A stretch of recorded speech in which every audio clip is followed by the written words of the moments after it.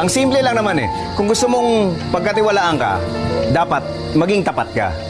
Masarap kasing pakisamahan yung tao na tapat sa'yo eh. Hindi niya kasi sasayangin yung oras mo. Hindi ka na nag-aalala, hindi mo na kailangan magtanong sa iba.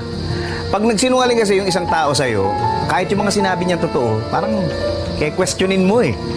Yung katapatan, kumbaga sa regalo, sobrang mahal niyan eh. Kaya huwag mo asahang may bibigay sa'yo yan ng mga walang kwentang tao.